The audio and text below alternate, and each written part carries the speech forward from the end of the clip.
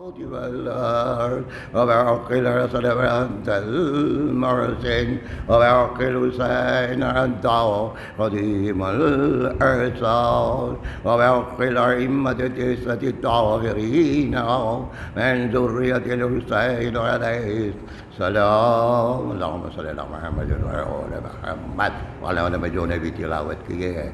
میر رضا علی صاحب ابن میر محمد حسین صاحب کے روح کی سال کے قبول فرما, ان کے تمام گناہوں کو چھوڑ بہت سے خبر میں کچھ عطا فرما, خبر میں روشنی عطا فرما. اللہم صلی علی محمد و آل محمد.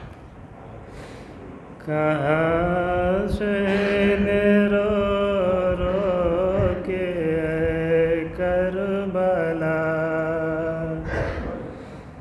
ضعیفی میں کوئی سہارا نہیں. کہاں شہن رو رو کے اے کربلا ضعیفی میں کوئی سہارا نہیں.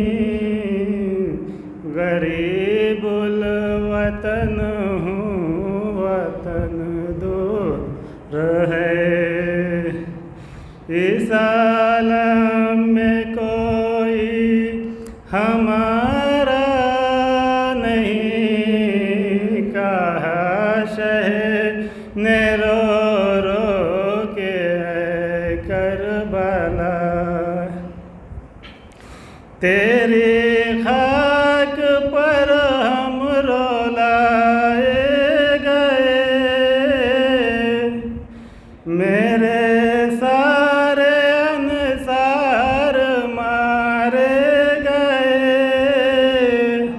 یہ حد ہے کہ اصغر تھا 6 ماہ کا.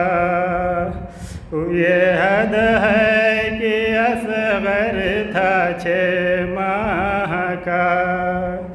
اسے بھی لعینوں نے چھوڑا نہیں. کہا شہن رو رو کے اے کربلا رخ سے ایک بار کفن اور ہٹا دو بھیا.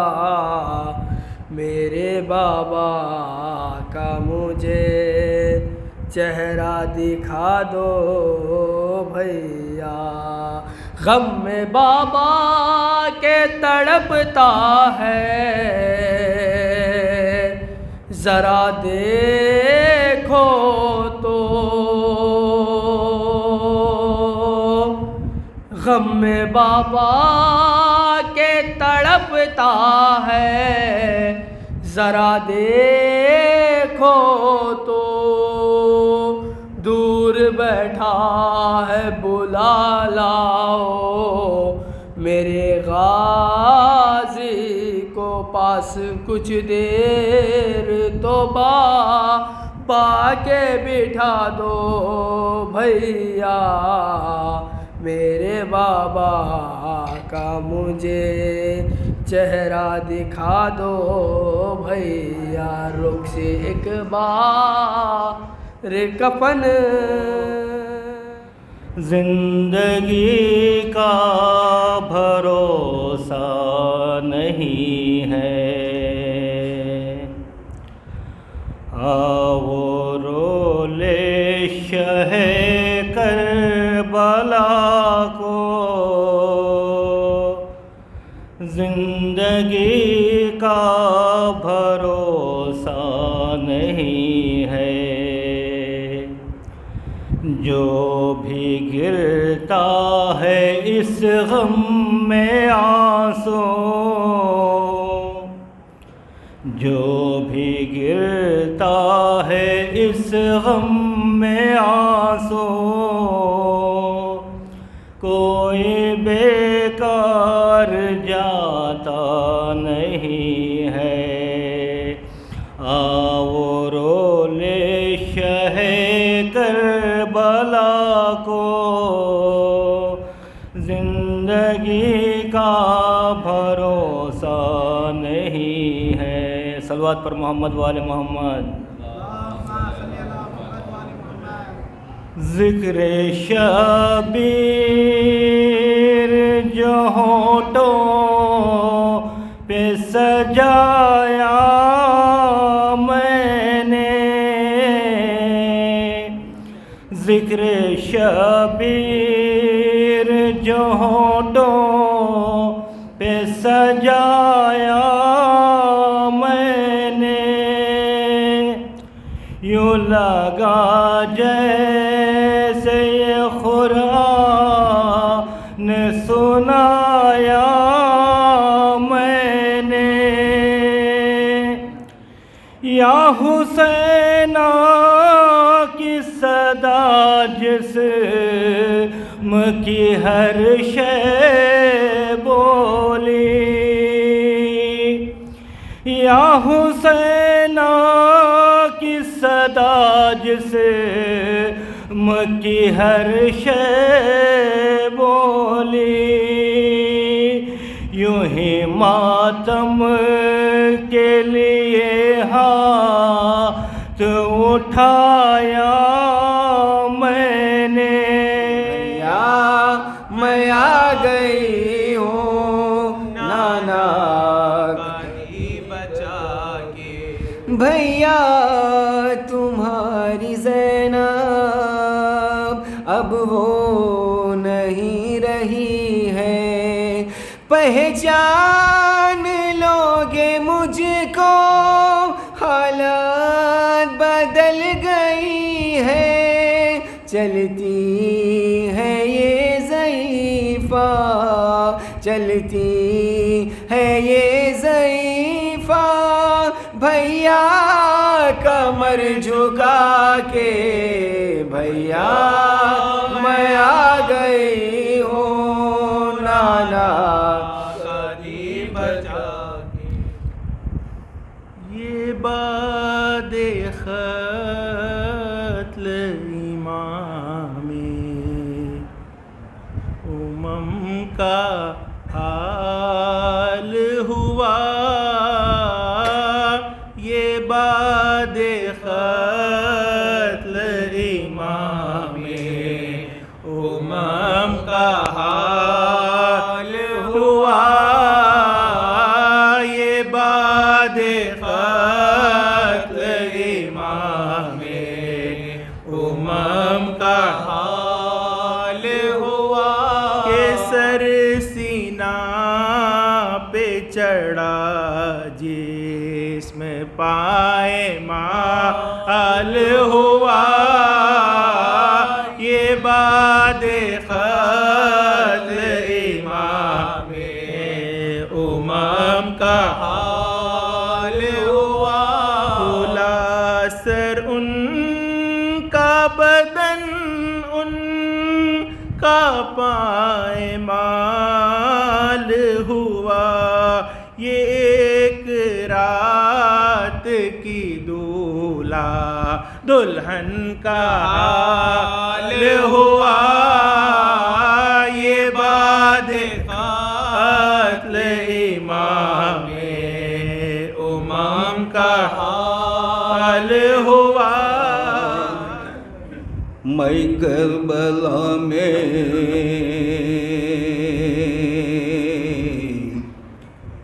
بہتر کو رو چکی،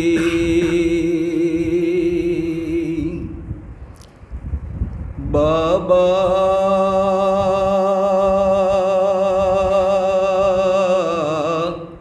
میں کربلا میں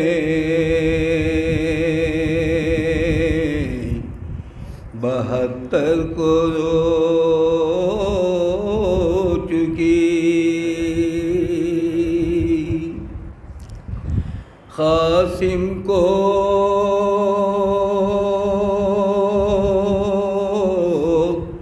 رو چکی علی، اصغر کو رو چکی، ہم شکل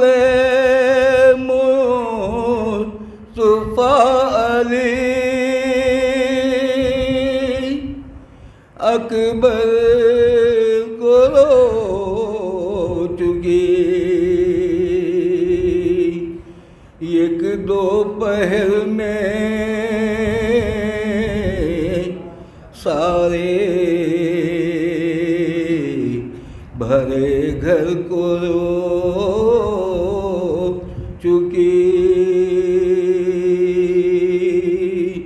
بابا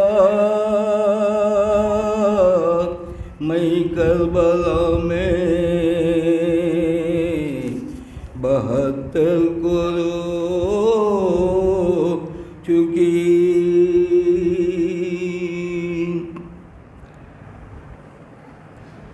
لا حول ولا قوة إلا بالله العلي العظيم. أعوذ بالله من الشيطان الرجيم. بسم الله الرحمن الرحيم. الحمد لله رب العالمين بارئ الخلائق أجمعين باعث الأنبياء والمرسلين والصلاة والسلام والتحية والإكرام على البشير النذير السراج المنير سيدنا ونبينا وشفيعنا إن شاء الله أبي القاسم محمد.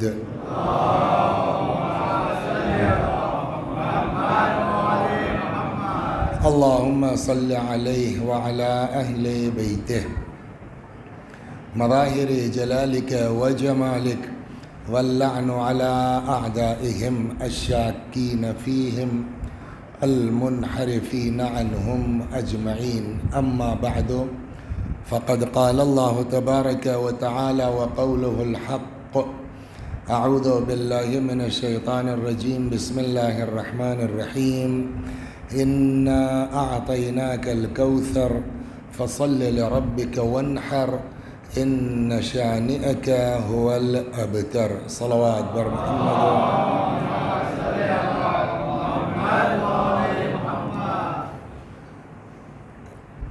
میرے خیال میں بیچ بیچ میں جو جگہیں خالی ہیں اور لوگ بھی شاید بعد میں آئیں تو ان کے لیے جگہ رہے تو ہم لوگ ایک طرف ہو کے سمٹ لیں تو پیچھے جگہ رہے گی. لوگ آتے نہیں آپ تشریف رکھیں آتے رہیں گے بیٹھتے رہیں گے. جو بیچ میں خلا ہے اس کو ہم نے کہا پورا کر لیا جائے. احسن. تو اب اس میں کیا ہوگا کہ جو بعد میں آئے گا آدمی وہیں بیٹھ جائے گا ورنہ وہ گھومتا گھامتا آدمی آگے آتا ہے تو وہ ڈسٹرب ہوتا. آپ حضرات سے گزارش ہے ایک بار سورہ حمد اور سورہ توحید کی تلاوت فرما کے. اب یہاں کے مقامی ہیں آپ حضرات تو نام تو پتہ ہی ہوگا ورنہ اس نیت سے کہ جس کے ایصال ثواب کی مجلس ہے میر رضا علی صاحب مرحوم کو ایصال فرما دیے. بسم اللہ الرحمن الرحیم. الحمد للہ رب العالمین الرحمن الرحیم ایاک نعبد و ایاک نستعین صراط الذین انعمت علیہم غیر المغضوب علیہم ولا الضالین. بسم اللہ الرحمن الرحیم. قل هو اللہ احد اللہ الصمد لم یلد ولم یولد ولم یکن له کفوا احد. بسم اللہ الرحمن الرحیم. قل هو اللہ احد اللہ الصمد لم یلد ولم یولد. بسم اللہ الرحمن الرحیم. قل هو اللہ احد اللہ الصمد لم یلد ولم یولد. یہ سورہ مبارکہ جس کی تلاوت کی گئی ہے چونکہ یہ مہینہ شہزادی کا مہینہ ہے بی بی کا مہینہ ہے اسی مہینے میں ولادت کی بھی تاریخ ہے اور شہادت کی بھی تاریخ اسی مہینے میں گزری ہے اور میرے خیال میں پرسوں ہے غالباً نا 20 جمادی الثانی کل شب میں تو وہی پرسوں تاریخ ہوگی تو کل شب میں تو اب بالکل جس کے صدقے میں دنیا خلق ہوئی ہے نا جس کے صدقے میں کائنات خلق ہوئی اب اسی زمانے میں ان کا تذکرہ نہیں ہوگا تو کب ہوگا. تو اس اعتبار سے میں بہت غور کر رہا تھا کیا پڑھنا چاہیے.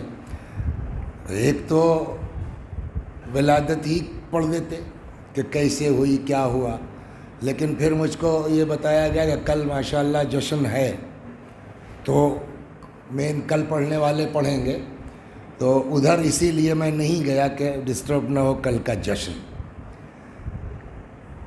جس سورہ کی تلاوت کی ہے ارشاد ہوتا ہے انا اعطیناک الکوثر، پیغمبر ہم نے آپ کو کوثر عطا کیا. فصل لربک وانحر، پس آپ پڑھیے نمازیں واسطے اپنے رب کے اور قربانی دیجیے، ہے نا. اس کے آگے بیٹا ان شانئک، اور اس میں کوئی شک نہیں ہے کہ جو آپ کا دشمن ہے وہی ابتر ہے، وہی مقطوع النسل ہے، وہی دم بریدہ ہے. یہ بالکل آسان زبان میں کہیے کہ اسی کی نسل آگے چلنے والی نہیں ہے. تو اس میں جو گفتگو ہونی ہے ہم کو ہماری 1 گھنٹے کے آس پاس، وہ اسی پر ہے کہ ہم نے آپ کو عطا کیا کوثر. یہ کوثر کیا ہے؟ کوثر کہتے کسے ہیں؟ تو اب آپ جب الفاظ کے اوپر تشریف لے جائیں گے، غور فرمائیں گے، تو 2 چیزیں لفظ کے معنی میں کہی جاتی ہیں. ایک اس کے اصلی معنی اور ایک اس کے مرادی معنی. اصلی معنی یعنی کیا، اس کی اوریجنل میننگ کیا ہے، اور پھر بولنے والا اس سے مراد کیا لے رہا ہے. 2 الگ الگ چیز ہوئی نا. مثلا ایک لفظ ہمارے یہاں بولا جاتا ہے عقل مند، تو عقل مند کی میننگ اور ہے. اب وہ دیکھیے یہ آ رہے ہیں، کیا نام ہے آپ کا؟ شبیہ الحسن صاحب. یہ آ رہے ہیں، تو جیسے ہی ان کو ہم نے آتے دیکھا میں نے کہا بھائی عقل مند آ گیا. تو عقل مند کے معنی تو اور ہیں، مراد کیا لیا آپ نے؟ شبیہ الحسن صاحب کو، مؤذن صاحب کو. یا اس کے برعکس ایک لفظ ہے پاگل، دیوانہ، کریک. میں اس مسجد میں داخل ہوا اندر آنے کے لیے، تو یہ یہاں ارے بس زیادہ نہ بڑھائیے شبیہ ال صاحب، ٹھیک ہاں تو باہر ٹھیک ہے، لیکن یہاں آواز کرنے لگے گا نا سر. صلوات بر محمد.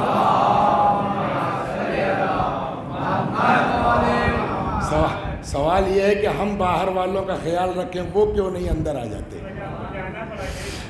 صلوات بر محمد. اس کے برعکس ایک لفظ ہے بیٹا کیا؟ دیوانہ، معوف، پاگل، کرک. جیسے ہی میں اس میں داخل ہوا تو یہ کہنے لگے یہ آ گئے، پاگل آدمی آ گیا. تو پاگل کے معنی کچھ ہیں، لیکن مراد آپ کیا لے رہے ہیں؟ اس جسم کو. تو لفظ کے معنی کچھ سمجھ میں آ گئی نا. معنی کچھ ہوتے ہیں اور اس سے مراد کچھ لیا جاتا ہے. ایک مقدمہ تو یہ ہوا. 2 مرادی معنی اسی وقت صحیح ہوں گے کہ جب اس کے اندر جو ہے وہ پائے جاتے ہوں اوریجنل معنی. مثال کے طور پر آپ نے اگر کہا کہ صاحب پاگل آ گیا، تو اسی وقت آپ ہم کو مراد لے سکتے ہیں جب واقعاً ہم پاگل ہوں. بغیر اس کے آپ ہم کو پاگل. یا آپ نے کہا شبیہ الحسن صاحب کو عقل مند آدمی آ گیا، تو عقل مند کہہ کے مراد اسی وقت آپ ان کو لے سکتے ہیں جب ان کے اندر عقل ہو.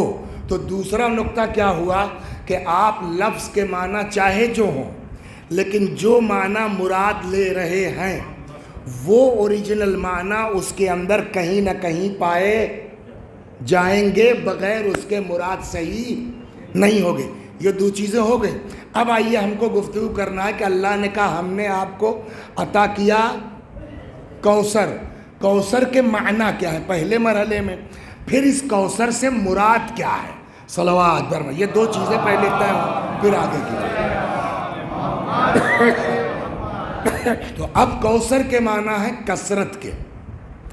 ایک لفظ ہمارے یہاں بولا جاتا ہے اردو میں، عربی میں، فارسی میں، مبالغہ. جیسے عالم مانے، بولیے سر، ہماری مجلس میں چپ رہ کے نہیں بیٹھ سکتا آدمی، ساتھ چلنا پڑے گا اس کو. عالم مانے جاننے والا، اس کا مبالغہ ہوگا کیا؟ علامہ.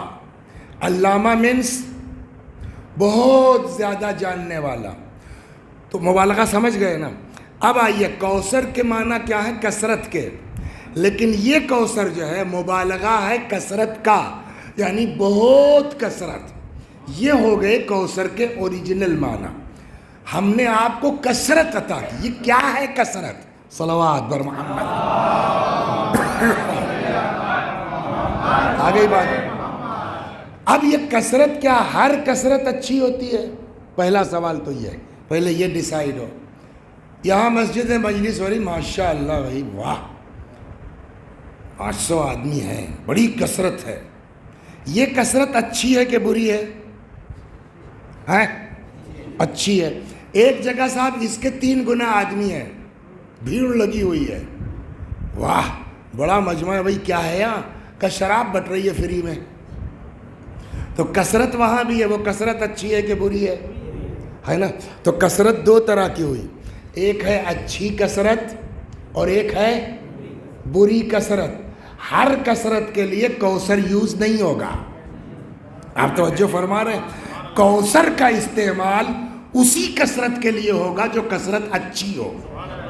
بری کثرت کے لیے دوسرا ورڈ ہے، قرآن نے بھی یوز کیا، الہاکم التکاثر. تکاثر کے معنی بھی کثرت کے ہیں، مگر وہ بیڈ کثرت، بری کثرت. اچھی کثرت کے لیے کیا ہے؟ کوثر. تو اب جب کوثر کے اوریجنل معنی کیا ہوئے؟ ایسی کثرت جس میں خیر پایا جاتا ہو. ترجمہ سمجھ میں آ گیا نا؟ اب ترجمہ کیا ہوگا؟ انا اعطیناک، پیغمبر ہم نے عطا کیا آپ کو الکوثر، ایسی کثرت جس میں خیر پایا جاتا ہے. ہو گئی بات. اب دوبارہ طے کرنا کہ اس کثرت سے مراد کیا. یہ تو معنی ہوئے. صلوات کیا دیا خدا نے؟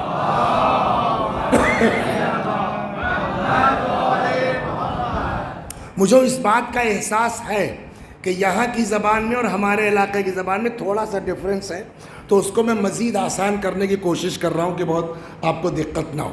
تو کوثر کے معنی کیا ہوئے؟ بولیے سر. خالی کثرت نہیں، ایسی کثرت جس کے اندر خیر پایا جاتا ہو. اس کو ذہن میں رکھیے گا، ابھی بات آئے گی. تو کوثر کے معنی کثرت ایسی جس میں خیر. یہ کیا ہے؟ اس سے مراد کیا ہے؟ اسلام میں 2 بڑے فرقے ہیں، ایک کا نام ہے سنی اور ایک کا نام ہے شیعہ. دونوں میں بڑے بڑے علماء گزرے ہیں ماشاءاللہ، دونوں میں ایک سے ایک پڑھے لکھے گزرے ہیں. اب ہم کو یہ دیکھنا ہے کہ اسلام کے یہ جو 2 بڑے فرقے ہیں، چھوٹے موٹے تو ہر جگہ نکلتے رہتے ہیں. کہیں بڑا درخت ہوگا سر تو اس کے نیچے گھاس پھوس تو اگتی رہتی ہے نا، وہ میٹر نہیں ہے. تو سنیوں کے ہاں بھی ہے، شیعوں کے ہاں بھی ہے. بڑا درخت شیعوں کا ہے، نیچے چھوٹی موٹی گھاس ہے. کوئی 4 امام کو مانتا ہے، کوئی 6 امام کو مانتا ہے، کوئی کچھ کرتا ہے. ہم کو اس سے بحث نہیں ہے. مین شیعہ کیا کہتے ہیں. ادھر آئیے سنیوں میں بھی، ان کے بھی چھوٹے موٹے بہت سے نکلے ہیں. کوئی مقلد ہے، کوئی غیر مقلد ہے، کوئی کچھ ہے. لیکن مین جو شیعہ ہے، ایک مسلمان ہے، ایک سنی اور ایک شیعہ. ہم کو یہ طے کرنا ہے کہ شیعہ علماء کوثر سے مراد کیا لیتے ہیں اور سنی علماء کوثر سے مراد کیا لیتے ہیں، اور کیا کوئی ایسی مراد ہے جہاں دونوں آ کے ایک ہو جاتے ہوں، اور اگر کہیں دونوں ایک ہو جاتے ہیں تو ہم بھی اسی کو مان لیں گے. صلوات بر محمد. غور کر رہے نا؟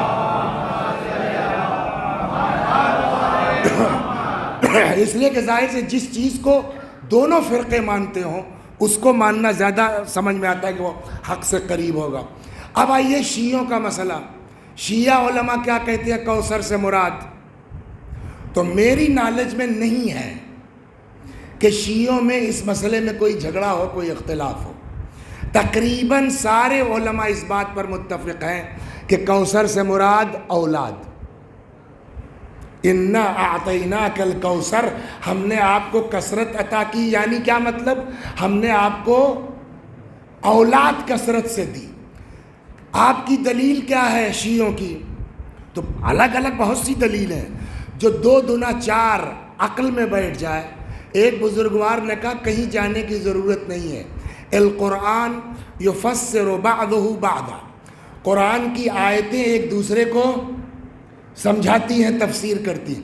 پہلی آیت کو اور آخری آیت کو کنٹینیویشن میں پڑھ لو، ملا کے پڑھ لو، سمجھ میں آ جائے گا. پہلی آیت کہتی ہے ہم نے آپ کو کثرت عطا کی. آخری آیت کہتی ہے ان شانیہ کا هو الابتر، اور بغیر اولاد کے تو آپ کا دشمن ہے. تو کیا مطلب ہوا؟ آپ کا دشمن بے اولادا اور آپ کو ہم نے کثرت دی، تو کیا مطلب ہوا کثرت کا؟ اولاد. تو شیعوں کا نظریہ یہ ہو گیا کہ کوثر سے مراد اولاد ہے. اب آئیے بزرگان اہل سنت میں، ان کے یہاں کیا، ایک سے ایک علماء ان کے یہاں گزرے ہیں. تو اب ظاہر بات ہے ایک مجلس اس بات کا تقاضا نہیں کرتی کہ آپ 10 کتابیں لے آئیے اور یہ کہتے ہیں فلاں یہ کہتے ہیں، اس کی ضرورت بھی نہیں ہے. لیکن ایک نام ان بزرگوں میں برادران اہل سنت کے ایک ایسا نام ہے جس کو آپ بھی جانتے ہیں، ان کے یہاں تو ہے ہی ہے، اور بڑا نام ہے ان کا، امام کہا جاتا ہے. پہنچے کہ نہیں پہنچے؟ امام بخاری نہیں، بخاری صاحب امام کہے جاتے ہیں یس، بٹ وہ حدیث میں امام ہیں. امام محدث ہیں. امام شافعی فرمایا یہ 4 امام وہ لوگ ہیں، بٹ وہ فقہ میں امام ہیں. ہم کو یہاں نہ حدیث پر بحث کرنا ہے نہ فقہ پر بحث کرنا ہے، تو یہ نہیں ہے. ہم کو چاہیے ایسا عالم یا امام جو مفسر ہو، قرآن کی تفسیر کرنے والا. وہ الگ لائن ہے نا، اماموں کی سب کی الگ رشید ہے. صلوات بر محمد.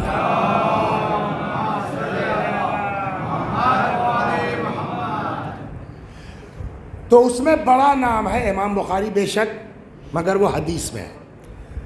امام احمد ابن حنبل، امام ابو حنیفہ اور امام مالک اور امام شافعی بے شک، بٹ یہ فقہ میں ہے. تفسیر میں بہت بڑا نام ہے، میں ابھی آدھا لیتا ہوں آپ کہہ دیں گے. امام فخر الدین رازی، اس کا سمجھ میں آیا؟ ان کی بہت بڑی تفسیر ہے 32 جلدوں میں، 32 جلدوں میں. 30 پر آپ کی زبان میں کیا کہیں گے 32 کو؟ 30 پر 2 جلدیں ہیں ان کے یہاں، جس کا نام ہی ہے تفسیر الکبیر. تفسیر الکبیر میں جب آپ ان کی 32ویں جلد پہ آئیں گے تو انہوں نے اس سورہ مبارکہ پر خوب لمبی بحث کی ہے. تو ظاہر پوری بحث سے ہم سے مطلب نہیں، جو کام کیے وہ لیتے ہیں. شروع کے آپ کو نقطے یاد ہیں کہ جو بھی آپ کے مرادی معنی ہوں گے، اوریجنل معنی اس کے اندر ہونا چاہیے، ورنہ مراد صحیح نہیں ہوگی. اوریجنل معنی کیا ہے؟ کثرت ہے نا. تو جو بھی مراد ہوں گے کثرت اس کے اندر پائی جانا چاہیے. جناب امام فخر الدین رازی 10 اقوال نقل کرتے ہیں کہ کوثر کا مطلب یہ، کوثر کا مطلب یہ، کوثر کا مطلب یہ، کوثر کا مطلب یہ. اس میں 2-3 میں آپ کو نقل کرتا ہوں، پھر جہاں آ کے ہم سے ٹیلی کر جائے گا پھر وہیں سے آگے نکل جائیں گے. صلوات بر محمد.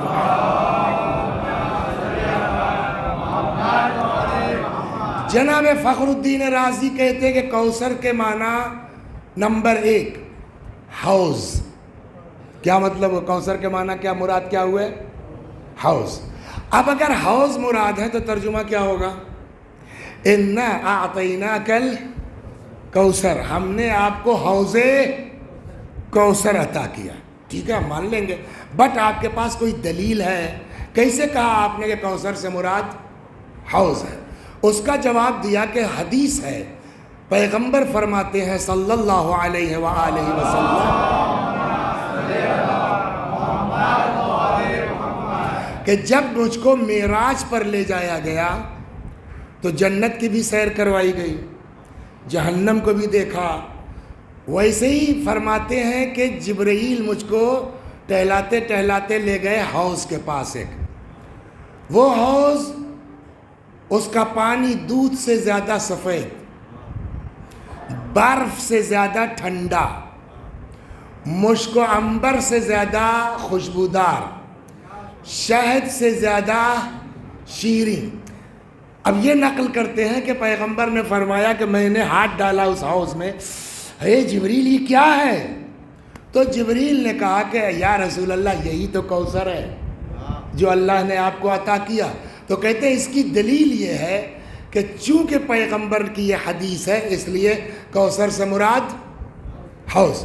ہم نے کہا جو بھی مراد ہوگا اس میں اوریجنل معنی ہونے چاہیے. اوریجنل معنی کیا ہے؟ بولیے بھائی، بھول مت جائیے. कसरत, हौज में कसरत कहाँ है? देखिए पढ़ा लिखा आदमी बगैर दलील के बात नहीं करता, उनके दिमाग में ये आए कि ओरिजिनल माना है कसरत के, अगर हौज मुराद लेंगे तो कसरत कहाँ है वहाँ? उनका इसलिए हौज हमने कहा और मुराद है, हौज में कसरत है। का कैसे? कोई बता सकता है कि जन्नत कितनी बड़ी है? बोलिए। है, कुरान में है, अर्दुहा का अर्द समावात वल अर्द, जन्नत जितना ज़मीन और आसमान मिला करके है उतनी बड़ी जन्नत है। तो ये दुनिया कितनी बड़ी है आपको अंदाज़ा है ना? कितनी नहरें हैं दुनिया में? क्या सारी नहरें एक ही जगह से निकलती हैं? कोई हिमालय से निकली है, कोई कहीं से निकली है, कोई कहीं से निकली है ना? और इससे बढ़ करके है जन्नत, वहाँ भी हर इलाके में तो पानी चाहिए ना। कहते हैं इसको हौज इसलिए कहते हैं कि कौसर इसलिए कहते हैं कि पूरी जन्नत में जितनी भी नहरें निकली हैं वो सब इसी हौज से निकली हैं। तो चूंकि इस हौज से कसरत से नहरें निकली हैं, इसलिए इस हौज को हौज़े सलावात। समझ में आ गई ना?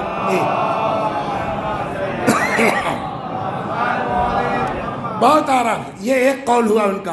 दो, कौसर से मुराद नहर, यानी नहरे कौसर। ये कहाँ से ले आए आप? इसमें कहाँ कसरत है?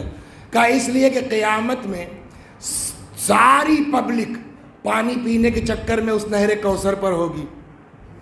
चूँकि पब्लिक की कसरत होगी इसलिए उसको कौसर कहा गया। दो। तीन, कहते कौसर से मुराद उलमा ओ उम्मते, कौसर से मुराद रसूलुल्लाह की उम्मत के उलमा है। अब इन मुरादों का पहले तर्जुमा कर लीजिए।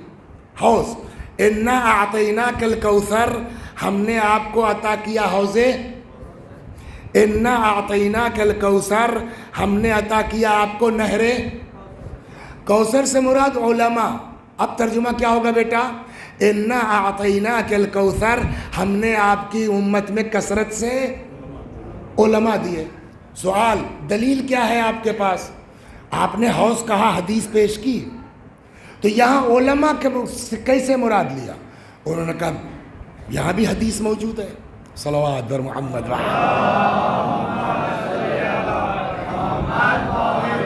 वो फरमाते हैं कि हमने इसलिए कहा कौसर से मुराद उलमा, क्या तुमने ये हदीस नहीं सुनी है कि जहाँ रसूलुल्लाह ने फरमाया उलमा व उम्मती के अम्बिया बनी इसराइल, हमारी उम्मत के उलमा बनी इसराइल के अम्बिया की तरह है। यह बाज़ रिवायतों में अफजल का भी लफ्ज़ है। हमारी उम्मत के उलमा बनी इसराइल के अम्बिया से अफजल है। कहते चूँकि यह हदीस मौजूद है, और फिर कसम खाई, और मेरी जान की कसम, ये तो सबसे बड़ा खैर है रसूलुल्लाह की उम्मत में। ज़रा देखो तो पैगंबर के बाद से आज तक कैसे कैसे उलमा पैदा किए अल्लाह ने नबी की उम्मत में। उसके बाद मिसाल सुनेंगे क्या दिया उन्होंने? कल बाक़िर व सादिक़ वल काज़िम, जैसे इमाम बाक़िर अलैहिस्सलाम, जैसे इमाम सादिक़ अलैहिस्सलाम, जैसे इमाम काज़िम। सलवात बर मोहम्मद व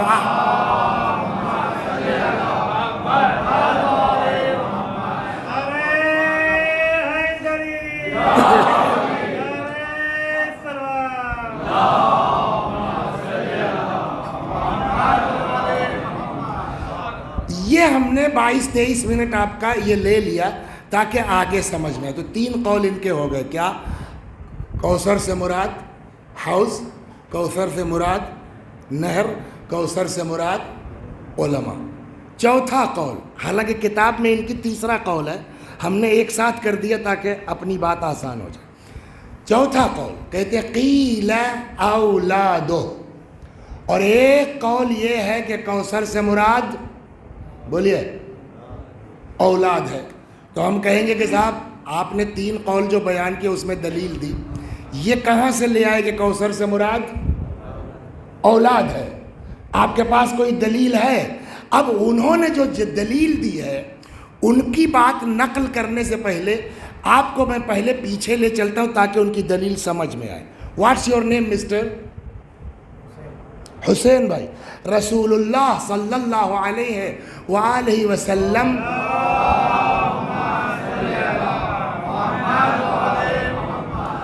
کہ کتنی ازواج تھی مکہ مکرمہ میں؟ بولیے بیٹا. 9 مکے میں. یہ 9 بیویاں کہی جاتی ہیں، بے شک کہاں؟ مدینے میں. مکے کا پوچھ رہا. یہ سورہ نازل ہوا مکے میں. پیغمبر کے پاس کتنی ازواج تھی مکہ معظمہ میں؟ زور سے. 1 صرف. بولیے.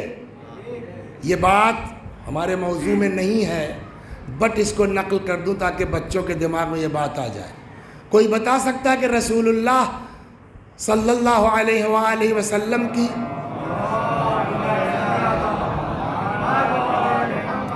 جس وقت شادی ہوئی تھی بیٹا، کیا ایج تھی پیغمبر کی؟ 25. کچھ سمجھ میں آیا؟ گھر والوں کو بتا دیجئے کہ رسول اللہ کی شادی ہوئی تھی 25 سال کی ایج میں. حضرت علی علیہ السلام کی شادی ہوئی تھی 25 سال کی ایج میں. ماں باپ سن لے اس بات کو. صلوات. 25 سال.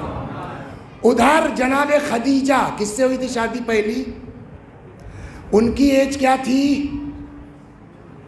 نہیں، یہ چیز جب آپ تحقیق میں جائیے گا تو نہ 40 ہے نہ 9 ہے. ادھر بڑھایا بھی راجنیتک طور پر گیا، ادھر گھٹایا بھی. جب آپ تحقیق میں پڑھیے گا تو سب کے یہاں ملا کر کے 25 سال، بعض روایتوں میں 27، بعض میں لاسٹ 28 سال. تو رسول اللہ کی ایج کیا تھی؟ 25 سال. اور جناب خدیجہ کی ایج کیا تھی؟ زیادہ سے زیادہ 28 سال. ورنہ ہمارے ہاں بعض روایات میں صحیح ہے کہ 25 دونوں کی ایج ایکول تھی. کب شادی ہوئی تھی رسول اللہ کی؟ بعثت سے کتنے پہلے؟ بعثت کب ہوئی تھی یہ بتا دیے، جوڑ لیں گے. 40 سال. رسول اللہ نے رسالت کا اعلان کب کیا تھا بیٹا؟ 40 سال. تو اعلان رسالت سے کتنا پہلے رسول اللہ کی شادی ہوئی؟ 15 سال. 25 سال کی ایج میں شادی ہوئی. اور پھر اعلان رسالت کے بعد کتنے دن مکے میں رہے رسول اللہ؟ 13 سال، ہے نا. 40 اور 13 کتنا ہوا؟ 53. 50 پر 3. پھر اسی دوران جناب خدیجہ کا انتقال ہوا. کب؟ ہجرت سے 1 برس پہلے. تو اب پیغمبر کی ایج کیا تھی؟ 52. شادی کب ہوئی ہے؟ 25 میں. جناب خدیجہ کب تک رہی ہیں ساتھ میں؟ 52 تک. تو کتنے سال رسول اللہ کے جناب خدیجہ رہی ہیں ساتھ میں؟ 27. یہ 27 ایئر میں یا جو ہے وہ 53 مان لیا 28 سال میں پیغمبر کے پاس کتنی بیویاں تھیں؟ بولیے. 1. مدینے میں کتنی بیویاں تھیں؟ 9 10 ہے نا. اس وقت ایج کیا تھی؟ 53. انتقال ہوا 10 سال کے بعد 63. 10 سال. 27 سال میں ایک بیوی صرف. آپ غور کیجئے نا اس پر. اور جب کہ آدمی کی ایج کیا ہے؟ 25 سے لے کے 52. شباب کا زمانہ. اس وقت کتنی بیویاں ہیں؟ 1. جب بڑھاپا آیا 53 to 63 کتنی بیویاں ہیں؟ اس کا مطلب یہ ہے کہ یہ جو تعدد ازواج کا مسئلہ ہے وہ ضرورت کی بنیاد پر نہیں، اسلام کی مصلحت کی بنیاد پر.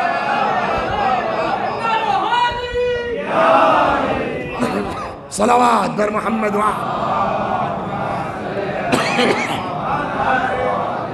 اتنا سمجھ گئے آپ. اب اس 27 سال میں سب سے چھوٹی بیٹی پیغمبر اور جناب خدیجہ کی کون ہے؟ جناب فاطمہ سب سے آخر میں. ان کے بعد کوئی اولاد نہیں ہوئی. اور جناب فاطمہ کی ولادت کس سن میں ہوئی ہے؟ اعلان رسالت کے 5 سال کے بعد سن 5 بعثت میں کہا جاتا ہے. تو 27 میں سے 5 نکال دیجیے, کتنا بچا؟ 22 ہے نا, 22. اس 22 سال, اس لیے کہ 22ویں میں تو جناب فاطمہ کی ولادت ہوئی. اس کے پہلے کتنے بچے تھے؟ صلوات, یہ سوال ہے. اس 22 ایئر میں کتنے بچے تھے رسول اللہ کے پاس؟ جواب, سب سے بڑے بیٹے جناب قاسم, اسی لیے رسول اللہ کی کنیت کیا ہے؟ ابو القاسم. اس کے بعد طاہر, اس کے بعد طیب, اس کے بعد عبداللہ. تو کتنے بیٹے ہو گئے؟ 4. بعض علماء کہتے ہیں کہ طیب اور عبداللہ ایک ہیں. تو اگر طیب اور عبداللہ ایک ہیں تو کتنے بیٹے ہوئے؟ 3. اور اگر طیب الگ ہیں اور عبداللہ الگ ہے تو 4 بیٹے ہوئے. ان 4 بیٹوں میں سنی شیعہ میں کوئی اختلاف نہیں ہے کہ سارے کے سارے بیٹے رسول اللہ کے بچپنے میں مر گئے. کوئی جو ہے وہ زندہ نہیں رہا, کسی کی شادی نہیں ہوئی. سب سے پہلے قاسم تھے, ان کا انتقال ہو گیا, طاہر کا انتقال ہو گیا, طیب کا انتقال ہو گیا. لاسٹ میں سب سے آخری بیٹے کون ہیں؟ عبداللہ. عبداللہ کا بھی انتقال ہو گیا. عبداللہ کے انتقال کے بعد پیغمبر دفن کر کے پلٹ کے آ رہے ہیں, تو اب رسول اللہ کے کوئی اولاد نہیں ہے نا. تو آپ بتائیے انصاف سے کہ جس کے 4 بیٹے مر چکے ہوں اور آگے کوئی اولاد نہیں ہے, اس کو کتنا دکھ ہوگا؟ یہ عقلی بات ہے کہ نہیں ہے؟ ادھر رسول اللہ اپنے آخری فرزند جناب عبداللہ کو دفن کر کے پلٹ رہے تھے کہ ایک انسان بنی امیہ کا جس کا نام تھا عاص ابن وائل. کیا نام تھا؟ عاص ابن وائل. جب رسول اللہ اپنے بیٹے کو پلٹ کے آ رہے تھے دفن کر کے, تو عاص نے پیغمبر کو تانا مارا, تمام ختم, اب ان کے کوئی آل اولاد تو ہے نہیں, یہ تو ابتر ہو گئے. ایک چیز یہاں سے اور ثابت ہو جاتی ہے کہ اگر رسول اللہ کے اور 3 بیٹیاں تھیں تو عاص کو ابتر ہونے کا تانا دینے کا کیا مطلب ہے کہ ان کے تو کوئی ہے ہی نہیں, یہ تو ابتر ہے. تو اس کا مطلب بیٹی ایک. یہ سارا مسئلہ کن کا ہے؟ بیٹوں کا.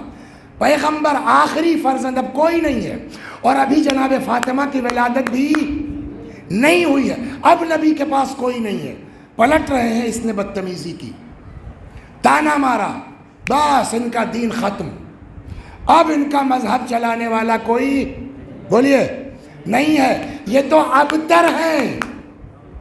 یہ ذہن میں آ گئی آپ کے کہ اس عاص ابن وائل نے کیا کیا؟ پیغمبر کو تانا مارا کہ یہ ابتر ہیں, ناقص, ان کی اولاد آگے نہیں ہے, دین ختم ہو گیا.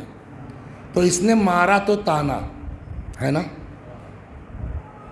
بدتمیزی ہے کہ نہیں ہے؟ لیکن ایک چیز بغیر کہے آگے بڑھنے کا دل نہیں چاہ رہا ہے کہ وہ دشمن تو تھا, نبی کو تکلیف پہنچائی, ابتر ہونے کا تانا دیا, لیکن اس کا مطلب یہ ہوا کہ اس وقت کے کفار بھی اتنی بات سمجھ رہے تھے کہ دین کو اگر کوئی چلا سکتا ہے آگے تو اولاد ہی ہے, دوسروں کے بس کی بات نہیں ہے.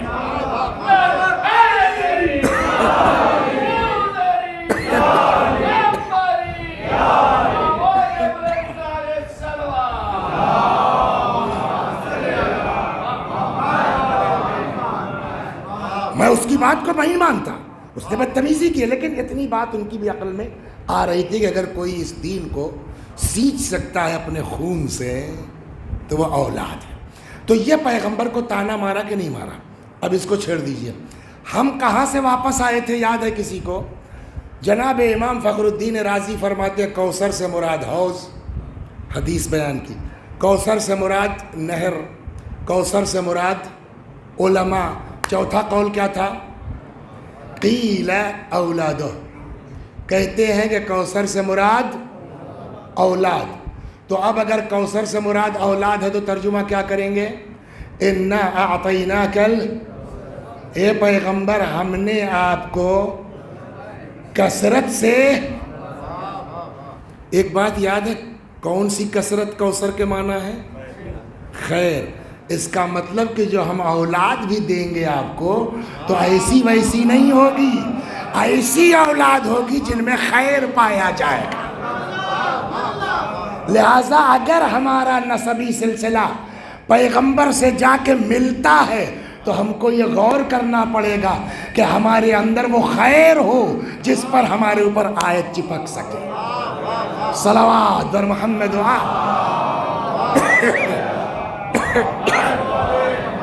خب اب سوال یہی ہوگا کہ کوثر حوض دلیل، علماء دلیل، نہر دلیل. کہاں سے کہہ دیا آپ نے کہ کوثر سے مراد اولاد ہے؟ آپ کے پاس کیا دلیل ہے؟ وہ اس کا جواب وہ ذہن میں ہے نا پیغمبر کے ساتھ کیا ہوا. اب یہ بعین ہی جملہ جناب فخر الدین رازی کا ہے رحمت اللہ علیہ. کہتے ہیں کہ انما کوثر سے مراد اولاد. دلیل کا دلیل یہ ہے کہ انما نزلت هذه السورة ردا على من عابه علیہ السلام بعدم الاولاد. دلیل یہ ہے کہ یہ سورہ نازل ہوا ہے اس آدمی کے جواب میں جس نے پیغمبر کو اولاد نہ ہونے کا صلوات تانا دیا تھا. اس کے بعد کہتے ہیں یہی تو معجزہ دیکھو نا، اسی لیے غور کرو. فانظر کم قتل من اہل بیت، کتنا مارا گیا دنیا میں اولاد رسول کو. اولاد رسول مطلب بولیے حسن بھائی، اولاد رسول کا کیا مطلب ہوا؟ یعنی امام؟ نہ، یہاں امام مراد نہیں، امام یہاں مراد ہے جنرل سادات. آپ تاریخ پڑھیے سیدوں کے کیسے کیسے ان پر مظالم ہوئے ہیں اور باقاعدہ دیواروں میں چن دیا گیا. اس کی طرف اشارہ ہے کہ کوثر کا معجزہ دیکھو، کثرت نسل. کم قتل من اہل بیت، کتنا مارا گیا اولاد پیغمبر کو. ثم العالم ممتلئ منہم، اس کے باوجود کائنات اولاد پیغمبر سے چھلک رہی ہے. اور جس نے تانا دیا تھا ابتر کا وہ کون ہے؟ آس. کس خاندان سے بنی؟ کہتے ہیں اس کے بعد ذرا غور تو کرو. وَلَمْ يَبْقَى مِن بَنِي أُمَيَّةِ أَحَدٌ يُعْبَوْ بِهِ، اور آج ایک آدمی بھی ایسا نظر نہیں آتا جس کی طرف اشارہ کر کے یہ بتا سکو کہ یہ بنی امیہ کی نسل کا ہے. اب دیکھا ابتر کا اعجاز کیا ہے، کوثر کا اعجاز کیا. صلوات بر محمد و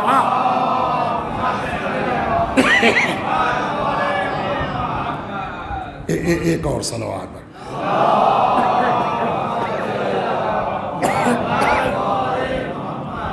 تو ایک بات سمجھ میں ہمارے آپ کے آ گئی، کوثر سے مراد اولاد. شیعہ بھی یہی کہتے ہیں اور اہل سنت کا بھی کم از کم ایک نظریہ تو یہ ہوا نا کہ کوثر سے مراد اولاد. تو جس بات کو دونوں فرقے مان لیں وہ ماننا زیادہ بہتر ہے. اب تو ایک نقطے انہی نے بیان کیے ہیں جناب فخر الدین رازی نے، وہ میں آپ کی خدمت میں نقل کرتا ہوں، پھر آگے بڑھ جاتا ہوں. 15-20 منٹ آپ کا وقت اور لوں گا. انا اعطیناک، ہم نے عطا کیا آپ کو. عطا مانے دیا. یہ ہماری بات نہیں ہے، وہی نقل کر رہے ہیں، انہی کی بات نقل. کہتے ہیں عطا کی دو قسمیں ہیں، ایک ہے عطا بالعوض اور ایک ہے عطا بلا عوض. کیا نام ہے بیٹا آپ کا؟ کاشف.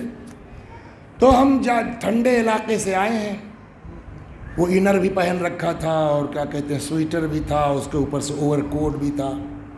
یہاں آئے تو گرمی اور زیادہ لگنے لگی، دیکھیے دکھ رہی ہوگی. تو ہم نے سب اتارا. اچھا یہ بھی کم وقت گرم زمانے کی، پسینہ ہونے لگا. تو کاشف بھائی نے کیا کیا کہ دوڑ کے گئے، ایک رومال لے آئے اور انہوں نے کہا لیجیے مولانا. تو عطا کیا کاشف نے مجھ کو کیا؟ رومال. میں نے کہا کاشف بھائی شکریہ آپ کا، مجھے کیا کرنا ہوگا بدلے میں؟ تو انہوں نے کہا کچھ نہیں، بس آپ مولا کے خطیب تھے، ذاکر تھے، ثواب. تو انہوں نے مجھ کو عطا کیا رومال، مگر عوض نہیں مانگا. اس کے برخلاف یہ آپ کے مؤذن صاحب شبیع الحسن صاحب، انہوں نے جو ہے وہ مجھ کو ایک رومال دے دیا خیریت. کہنے لگے وہ ہلکا پڑ سکتا ہے تو یہ رکھے رہیے، پسینہ زیادہ ہوگا آپ کو. میں نے کہا مجھے کیا کرنا ہوگا؟ کہنے لگے ہمارے دادا کو فاتحہ پڑھ دیجیے. تو عطا انہوں نے بھی کیا، عطا انہوں نے بھی کیا. انہوں نے کہا کچھ نہیں چاہیے، انہوں نے کہا فاتحہ دے دیجیے. تو یہ عطا کیا کہلائے گی؟ بلا عوض، بدلہ نہیں لیا. انہوں نے جو عطا کیا وہ کیا کہلائے گا؟ بل عوض، عوض لیا. اب صاحب جو ہے وہ کوئی مجلس تھی تو کسی کو پتہ چلا کہ یار جو ہے وہ کاشف سے بڑی دوستی ہو گئی مولانا کی، تو ذرا کاشف سے بات کی جائے. کاشف ذرا مولانا سے بات کرو یار 7 جنوری کے لیے. ہلو میں کاشف بول رہا ہوں. کون بیٹا کاشف کون؟ ارے وہ رومال والے. اچھا 8 آنا کا رومال دیں گے، آپ 50 سال یاد دلائیں گے. یہ مزاج ہوتا ہے نہیں ہوتا؟ وہ کاشف رومال والے. میں نے کہا جی فرمائیے. کہنے لگے 7 جنوری کو خالی ہے مولوی صاحب؟ میں نے نہیں بیٹا سنڈے ہے، ایک مجلس تھی، وہ مجبوری ہے بیٹا. اچھا ٹھیک ہے کوئی بات نہیں ہے. بات ختم ہو گئی. اتفاقاً 1-2 مہینے کے بعد میں آ گیا. ان کو ناراضگی بہت تھی. 130 روپے کا رومال لایا تھا میں، اور میری بات نہیں سنی انہوں نے. اب ان کو غصہ آیا. آپ کو مثال میں نہیں دے رہے کہ آپ بزرگ ہیں، بچے کو غصہ آ سکتا ہے، برا تو نہیں مانو گے بیٹا. اچھا دوسرے کہ کاشف اس لیے بھی میں نے ان کو استعمال کر لیا کہ میرے گھر میں بھی کاشف ہے، میرے بڑے بھائی کا بیٹا، تو یہ میرے بیٹے کے مانند ہے. تب یہ غصے میں آ گئے. آئے کہنے لگے مولانا پہچانا؟ میں نے کہا کہ شوگر کی وجہ سے بیٹا. ارے میں کہا ہاں ماشاء اللہ رومال والے، ہاں جی. تو آپ میری بات اتنی نہیں مان سکے تو آپ زحمت کر کے ہمارا رومال واپس کر دیجئے. سوال.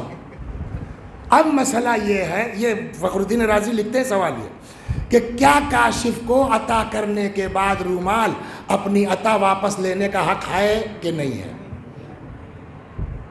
ہم آپ کیوں جواب دیں؟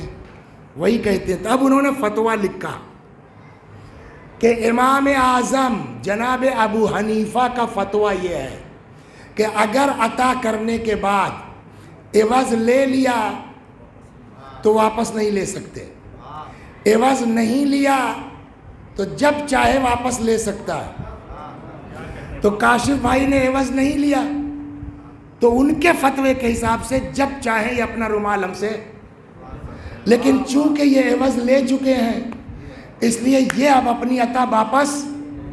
یہ مسئلہ لکھنے کے بعد اب وہ نقطہ لکھتے ہیں کہ اللہ نے کہا ہم نے آپ کو عطا کیا کوثر، کثرت نسل. اب خدا اپنی عطا کو واپس لے سکتا ہے کہ نہیں؟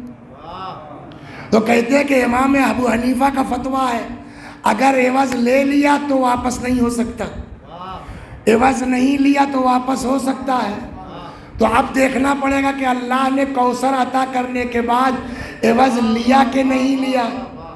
اگر عوض نہیں لیا تو اللہ جب چاہے دنیا سے سادات کو ختم کر دے، ایک نہیں بچے گا.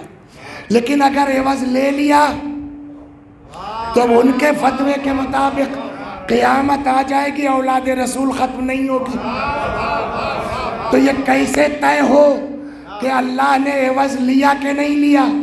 کہ اگلی آیت پڑھ لو، اِنَّا أَعْطَيْنَاكَ الْكَوْثَرَ، ہم نے کوثر عطا کیا फसल लिरब्बिक वनहर, आप नमाजें पढ़िए, कुर्बानी दीजिए। अब वो कहते हैं जब खुदा एवज ले चुका तो क़यामत आ जाएगी, औलाद रसूल ख़त्म नहीं हो सकती। सलावत दर मोहम्मद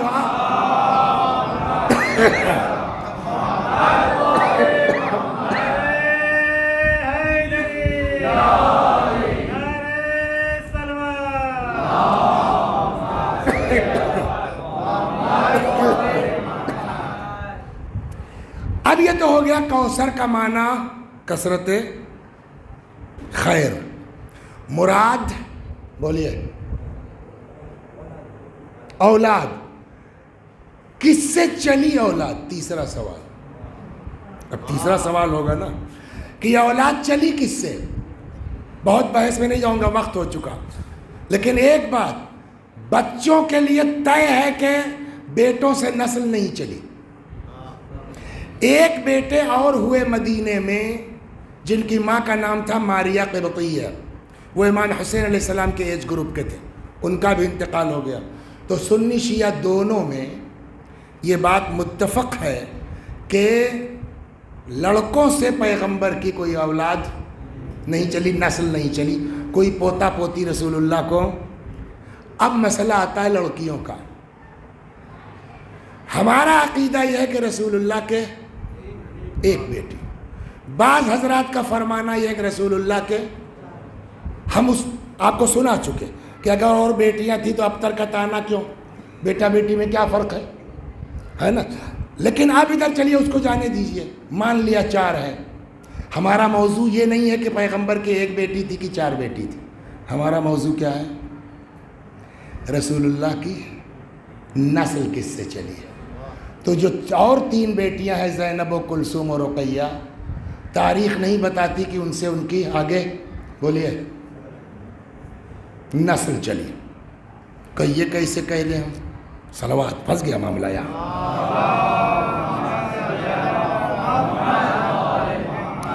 जब जनाब फ़ातिमा का इंतकाल होने वाला था, बीबी ने वसीयत की मौला से, है आप क्या सुना है नहीं सुना है, कि मेरे बाद आप अमामा बिनते ज़ैनब से शादी कर लीजिएगा, ये मेरे बच्चों के लिए बहुत मेहरबान होगी। ये ज़ैनब कौन है? आपके कहने के मुताबिक ये ज़ैनब जो है वो रसूलुल्लाह की बेटी थी, जनाब फ़ातिमा की बड़ी बहन थी, उन्होंने वसीयत की। तो ये तो आपके यहाँ भी है कि ये वसीयत है, लेकिन ये कैसे तय होगा कि वाकई ज़ैनब रसूलुल्लाह की बहन थी? ये कहाँ से कहती है? मगर है तारीख़ों में। मैंने कहा उसका एक जवाब, खैबर, वो छोड़िए, फदक रसूलुल्लाह ने किसको दिया?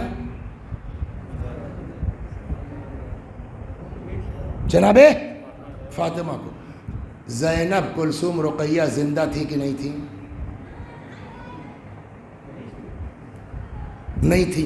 चलिए जवाब दे देंगे कि तो महजूब हो गई, उनका हक़ नहीं बनता, जनाब फ़ातिमा को आ गया। लेकिन इतना तो कन्फर्म है ना कि अमामा थी। जैसे इमाम हुसैन नवासे हैं, वैसे ही अगर ज़ैनब रसूलुल्लाह की बेटी है तो अमामा भी तो वैसे ही रसूलुल्लाह की नवासी हुई। और वो भी कौन सी नवासी? यतीम, माँ मर चुकी है। जो रसूल दूसरों को पैगाम दे रहे हैं कि यतीमों का ख्याल करो, उस पैगंबर को कम से कम उस यतीम को तो जहन में रखना चाहिए था, नहीं रखना चाहिए?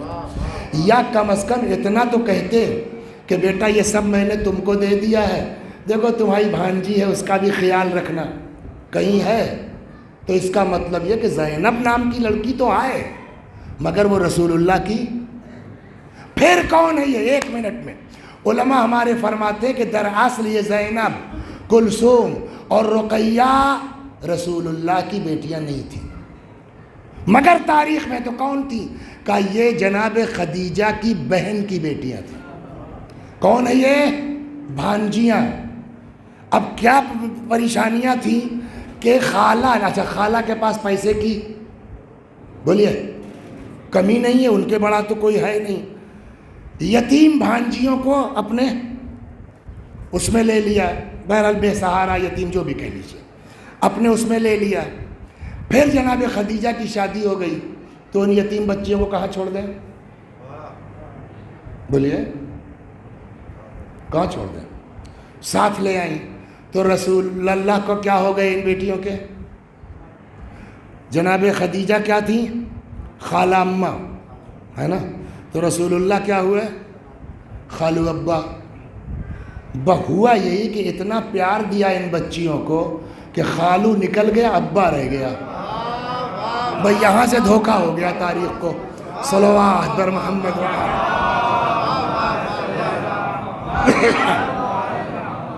تاریخ یہاں سے دھوکہ کھا کے. ہم کسی پہ الزام نہیں لگاتے اور لگانا بھی نہیں چاہیے.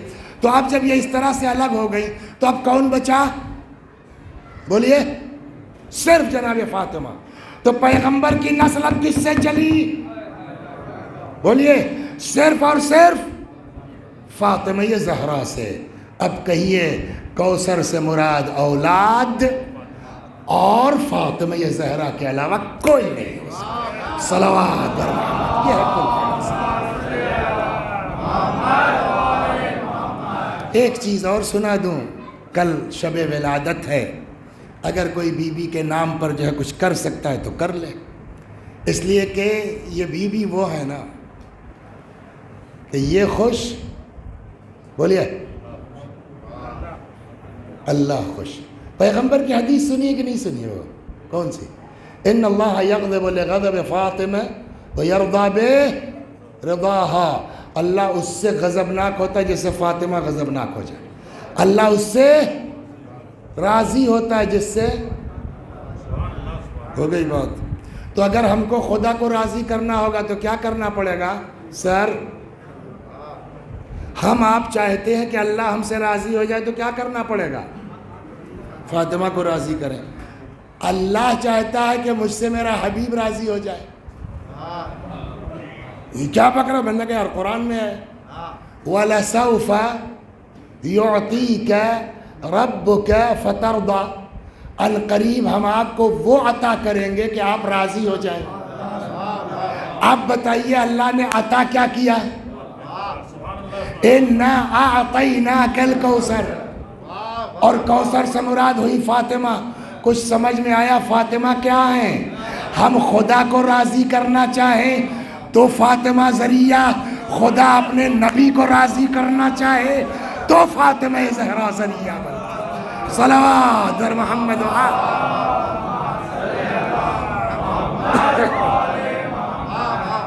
ایک صحابی ہے رسول اللہ کے. بس تمام کیا. جناب جابر انصاری نہیں ہیں. وہ تو بہت بزرگ آدمی تھے, پیغمبر کے صحابی تھے, زندہ رہ گئے پانچویں امام تک. پانچویں امام کے ایک اپنے صحابی تھے جابر جحفی, یوک آدمی. کیا سمجھ میں آیا نہیں معلوم. جابر بھائی ایک دن آئے پانچویں امام کے پاس. بھائی یہ سن لیجیے, تمام کیا میں نے. کہنے لگے مولا حدثنی بحدیث. مولا ایک حدیث بیان کر دیجیے. فی فضل جدتک فاطمہ, اپنی جدہ ماجدہ کی فضیلت میں. مگر حدیث ایسی بیان کیجئے مولا کہ اذا حدثت به الشیعہ فرحوا بذلک, کہ جب ہم وہ حدیث آپ کے شیعوں کو بیان کریں شیعہ خوش ہو جائیں. تو مولا نے کہا کہ تب ٹھیک ہے بیٹھو پھر سن ہی لو, جب چھوڑا ہے تو. بھئی یہ حدیث 5 منٹ میں سن لیجیے آپ. فرمایا مجھ سے بیان کیا میرے والد نے, پانچویں امام کہہ رہے ہیں, ان سے بیان کیا میرے جد نے, ان سے بیان کیا رسول اللہ نے. پیغمبر فرماتے ہیں کہ جب قیامت آئے گی تو محشر میں سارے انبیاء اور رسولوں کے لیے نور کا ممبر رکھا جائے گا. اس میں سب سے اونچا ممبر میرا ہوگا. اللہ کہے گا یا محمد اخطب, خطبہ دو. پھر میں خطبہ دوں گا ایسا کہ آج تک کسی نبی نے ایسا خطبہ سنا نہیں ہوگا. پھر اوصیاء کے لیے ممبر رکھا جائے گا جس میں سب سے اونچا ممبر میرے وصی علی کا ہوگا. اللہ کہے گا یا علی اخطب, علی خطبہ دو. علی بھی خطبہ دیں گے, کسی وصی نے آج تک ایسا خطبہ سنا نہیں ہوگا. پھر اولاد انبیاء کے لیے ممبر رکھا جائے گا, اس میں سب سے اونچا ممبر میرے بیٹوں کا. वरैहानतै, मेरे दोनों फूलों का। ये जुमले और किसी के लिए नहीं यूज़ किए पैगंबर ने। अल्लाह कहेगा उख्तबा, तुम लोग भी खुतबा दो। फिर हसन हुसैन वो खुतबा देंगे, आज तक किसी ने औलाद अंबिया में, बोलिए काशिफ भाई, सुना नहीं होगा। सुम्मा युनादिल मुनादी व हुवा जिब्राइल, फिर पुकारने वाला पुकारेगा, कौन? उसका नाम जिब्राइल होगा। ऐना फातिमा बिन्त मोहम्मद, ऐना खदीजा बिन्त खुवैलिद, ऐना मरियम इब्नत इमरान, ऐना आसिया बिन्त मुज़ाहिम, ऐना कुलसूम यहया इब्न ज़करिया, कहाँ हैं ये ख़वातीन? फ़यक़ुमना, ये बीबियाँ क़याम फरमाएंगी। जनाब फ़ातिमा, जनाब खदीजा, जनाब आसिया और जनाब कुलसूम यहया इब्न ज़करिया की बात खड़ी होंगी। अल्लाह सवाल करेगा, या अहलल जाम, यहाँ से सुनिए, या अहलल जाम लिमनिल करमिल यौम, आज करम किसके पास है? कौन जवाब देने के लायक वहाँ होगा? फ़यक़ूल मोहम्मद व अली वल हसन वल हुसैन लिल्लाहिल वाहिदिल क़ह्हार। ये लोग जवाब देंगे, आज करम बस और बस रसूलुल्लाह अमीरुल मोमिनीन इमाम हसन और इमाम हुसैन जवाब देंगे कि किसके हाथ में है करम?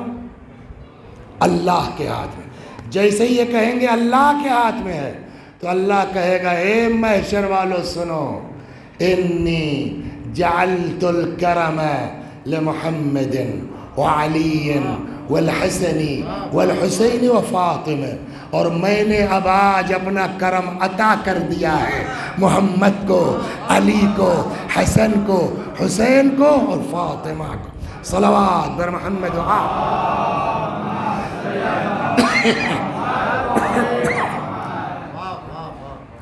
फिर जिब्राइल नाका लेके आएंगे। उस नाके के भी अजब फज़ाइल है। आवाज़ आएगी, या अहलल जम तहतउर रूस व गद्दुल अबसार, मजमे वालों गर्दन झुकाओ, बंद करो अपनी आंखें, इसलिए कि फातिमा बिन्त मोहम्मद तसीर इलल जन्नह, बीबी तशरीफ़ ले जा रही है किधर? जन्नत की तरफ। जिब्राइल नाका लेके आएंगे, उस पर सवा पूरे प्रोटोकॉल के साथ, 1 लाख दाएं 1 लाख बाएं, आगे पीछे फरिश्ते, पूरे प्रोटोकॉल के साथ शहज़ादी को लाया जाएगा बेहिश्त। जब जन्नत के दरवाजे पर पहुँचेंगी, इमाम फरमाते हैं तलतफ़त, बीबी रुक जाएंगे। अल्लाह कहेगा, या बिन्त हबीबी मा इल्तिफ़ातुके, ए मेरे हबीब की बेटी, क्यों क़ियाम क्यों किया, रुक क्यों गई? फरमाएंगे, खुदा आज मैं अपनी हैसियत देखना चाहती हूँ। जैसे ही ये कहेंगे हैसियत देखना चाहती हूँ, अल्लाह कहेगा, इरजिई वंज़ुरी, जाइए वापस। महशर में चेक कीजिए खुद, जिसके दिल में भी आपकी और आपकी औलाद की मोहब्बत हो, उसका हाथ पकड़िए, बहिश्त में ले जाइए। ये जुमला मेरा नहीं, इमाम की मिसाल है। फरमाते हैं, खुदा की कसम, जाबिर जैसे परिंदे ख़राब दानों के बीच से अच्छे दाने चुन लेते हैं, वैसे ही पूरे महशर से फातिमा अपने चाहने वालों को चुन लेंगे, लेके इनको आएंगी बहिश्त तक। अल्लाह इनके दिल में डाल देगा, रुक जाओ। ये लोग रुक जाएंगे। उल्टा खुदा पूछेगा, या अहब्बाई मा इल्तिफ़ातुकुम, क्या बात, तुम लोग क्यों रुक गए हो? अब इन लोगों का जवाब भी होगा जो जनाब फातिमा के तुफ़ैल में पास हुए, हम अपनी हैसियत देखना चाहते हैं। अल्लाह कहेगा, तो तुम लोग भी वापस जाओ महशर में और जाओ वहाँ चेक करो, मन अतअमकुम फ़ी हुब्ब फ़ातिमा, जिसने भी तुमको फातिमा की मोहब्बत में खाना खिलाया। आप गौर कर रहे हैं फातिमा क्या है? मन अतअमकुम फ़ी हुब्ब फ़ातिमा, जिसने तुमको फातिमा की मोहब्बत में खाना खिलाया हो।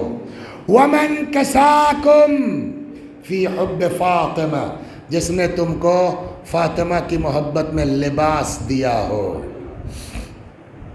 کیا مطلب ہوا؟ میں تو رکشہ چلاتا ہوں، آٹو، 400-500 روپے روز کماتا ہوں، میں اپنے بچے کا تو پیٹ پال نہیں پا رہا ہوں، ان کو تو کھلا نہیں پا رہا ہوں، ان کو تو لباس دے نہیں پا رہا ہوں، دوسروں کو کہاں سے دوں گا؟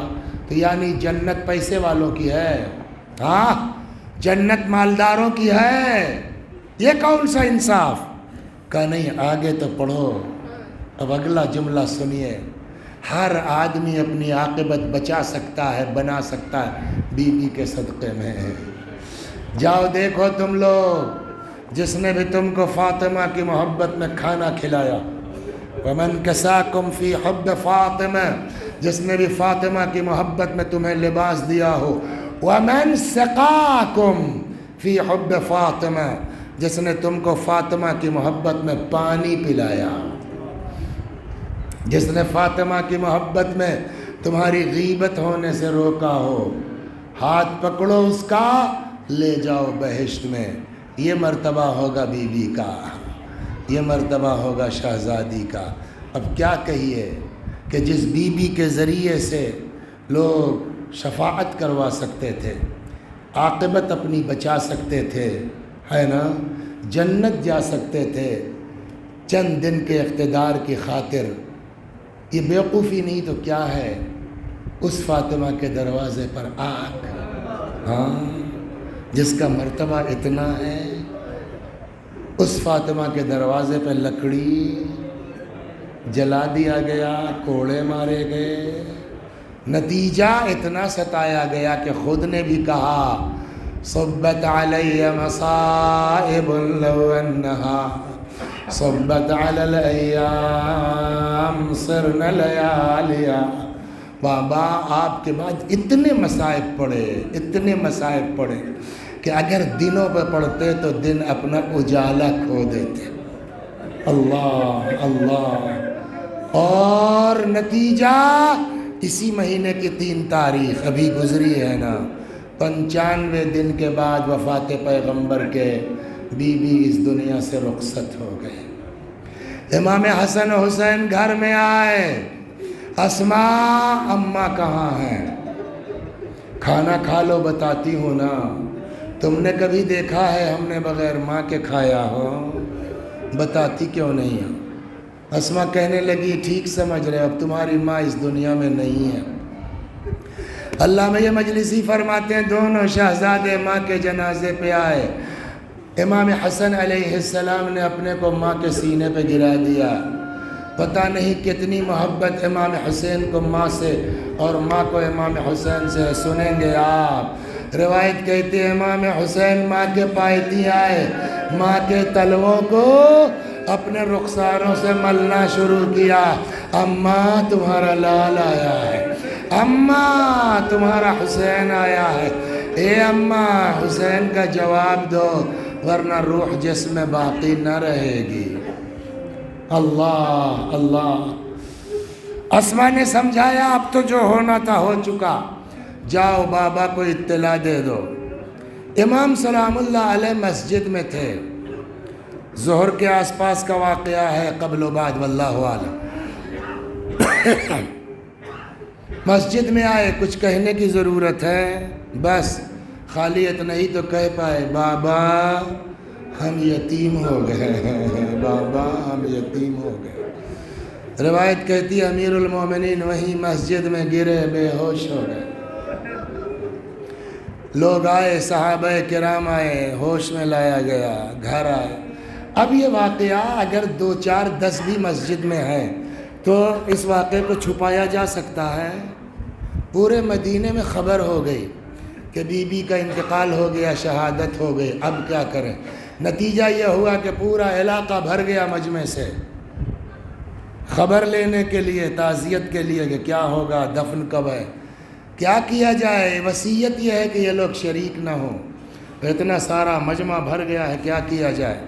اب گھر کے اندر کون کون ہے نہیں معلوم، مجھ کو نہیں پڑھ پایا، لیکن روایت اتنا کہتی ہے، بہار میں علامہ مجلسی نے بھی لکھا ہے کہ پورا مجمع لگا ہوا ہے کہ اتنے میں گھر کا دروازہ کھلا، ابو ذر جو اہل بیت کے گھر کی فرد کی طرح نکلے، فرماتے ہیں مدینے والوں یہاں بھیڑ لگانے سے کچھ نہیں ہونا، جاؤ تم لوگ اپنے اپنے گھروں کو، کسی وجہ سے فاطمہ کے دفن میں تاخیر کی جا رہی ہے۔